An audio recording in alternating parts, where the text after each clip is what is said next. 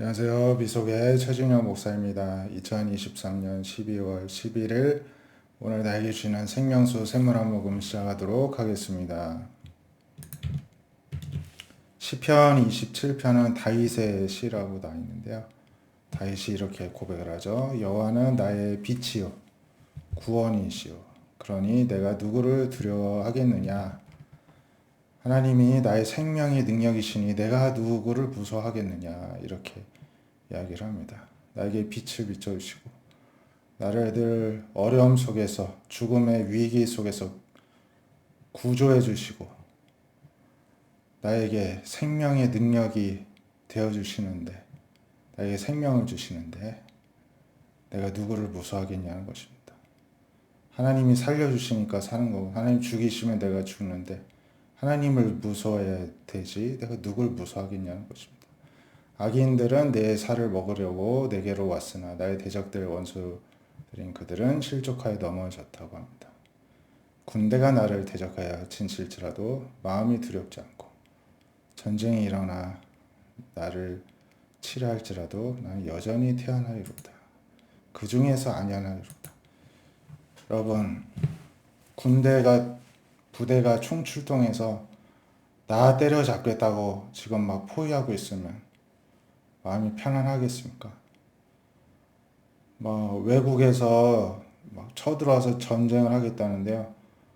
나를 죽을 때까지 나를 죽이려고 전쟁을 한다고 할 때 우리가는 태어날 수 있을까요? 우리가 모든 것에서 초연하고 평안을 지키려면은 우리의 마음의 전쟁에서 이겨야 되는데 사람을 무서워하는 게 아니라 하나님을 꼭 붙들고 하나님을 의지하는 마음이 이겨야 실제 현실에서 어떠한 위험이 나를 사방에 둘러싸도 내가 거기에 겁먹거나 흔들리지 않게 된다는 것입니다. 내가 여호와께 바라는 한 가지 일을 구하는데 내가 내 평생 여호와의 집에 살면서 여호와의 아름다움을 바라보고 그의 성전을 사모하는 것이라. 그러니까 다윗이 원하는 한 가지는 평생 하나님의 집에 살면서 하나님의 아름다움을 바라보고 하나님께 영광 올려드리는 그 일을 바란다는 것입니다. 하나님께서 환난 날에 나를 초막의 비밀이 지켜주시고 그의 장막 은밀한 곳에 나를 숨겨두시고 높은 바위 위에 두신다는 것입니다. 나를 둘러싼 내 원수들 위해서 내가 그래서 머리를 들 것이다. 내가 살아있노라고 보여줄 것이다. 내가 하나님의 장막에서 즐거운 제사를 드리고 하나님을 찬송하고 높여드릴 것이다. 이렇게 오히려 영적인 자신감 가운데 하나님을 높입니다. 하나님께 부르짖을 때 들으시고 나를 긍휼히 여기시고 응답해 달라고 하나님께 기도합니다. 너희는 내 얼굴을 찾으라 하실 때에 내가 마음으로 주께 말하되 여호와여 내가 주의 얼굴을 찾으리이다. 하나님의 얼굴을 찾겠다는 것입니다. 그러니까 다윗이 두려워하는 것은요 하나님의 얼굴을 숨기는 것입니다. 나를 버리는 게 가장 두렵습니다. 그래서 하나님 나를 버리지 마시고 떠나지 마소서 이거를 간구합니다. 부모는 나를 버렸으나 하나님은 나를 영접해 주십니다. 힘들 때는 어쩔 수 없이 가족과도 멀어질 수 있지만은 하나님은 나를 붙들어 주신다는 것이죠. 여호와여 그러니 주의 도를 내게 가르쳐 주시고 내 원수를 생각하셔서 평탄길로 나를 인도해 주시고 내 생명을 대적에게 넘겨주지 마시고 그리고 내가 산자들의 땅에서 여호와의 선하심을 보게 될 줄 확실히 믿습니다.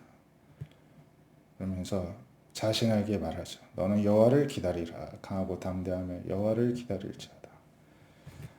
우리도 이렇게 하나님만을 붙드는 믿음으로써 모든 상황에서 초연히 승리하기를 원합니다. 이사야 26장 7절에서는 의인의 길은 정직하고 의인의 첩경을 하나님이 평탄케 하신다고 합니다. 하나님도 정직하시기 때문에 정직함을 좋아합니다. 하나님께서 심판하신 길에서 우리가 주를 기다렸사오니 주의 이름을 위하여 또 주를 기억하려고 우리 영혼이 늘 사모한 가운데 주님을 바라본다고 고백합니다. 밤에 내 영혼이 주를 사모하였사온즉 내 중심이 주를 간절히 구하오니 주께서 땅에서 심판하신 때 세계 거민이 의를 배울 것입니다. 이제 심판 전에 이제 예언을 하면서 이렇게 고백하죠. 밤에 내 영혼이 주를 사모. 우리가 막 이런 고민 저런 고민 있을 때 밤에 잠이 안 오죠. 그때 할 일은 주님을 사모하는 것입니다. 어느 때까지 주님을 생각하고 기도하고 해야 되냐? 나의 머리가 맑아질 때까지. 주변의 모든 문제에서 내가 초연해질 때까지 해야 된다는 것입니다. 악인은 은총을 입을지라도 의를 배우지 않습니다. 악인한테 아무리 잘해줘도 좋은 걸 배우지 않습니다. 하나님도 돌아보지 않습니다. 여호와의 주의 손이 높이 들릴지라도 그들이 보지 아니하오나 백성을 위하시는 주의 열성을 보면 부끄러워할 것입니다. 불이 주의 대적들을 살을 것입니다. 여호와의 주께서 우리를 위하여 평강을 베푸시오리니 주께서 우리의 모든 일도 우리를 위하여 이루실 것입니다. 여호와여 우리 하나님이시여 주 외 다른 주들이 우리를 관할하였으나 우리는 주만 의지하고 주님의 이름을 부릅니다. 다른 주, 다른 우상을 섬긴 자들은 죽고 다시 살지 못하고 사망하였은지 일어나지 못할 것이고 그 이유는 하나님이 벌하셔서 멸하시고 모든 그들의 기억을 없애버리시기 때문이라는 것이죠. 하나님께서 이 나라를 더 크게 하시고 더 크게 하셨습니다. 스스로 영광 얻으시고 이 땅의 모든 경기를 확장하셨습니다. 그러니까 우리가 하나님께 은혜를 입을 때 늘 하나님께 감사하는 마음을 가질 줄 알아야 되는 것이고요. 의인들은 늘 하나님께 감사하죠. 근데 악인들은 아무리 잘해줘도 감사하지 않죠. 그래서 늘 하나님을 상하면서 조금이라도 은혜를 주실 때 감사할 수 있게 원합니다.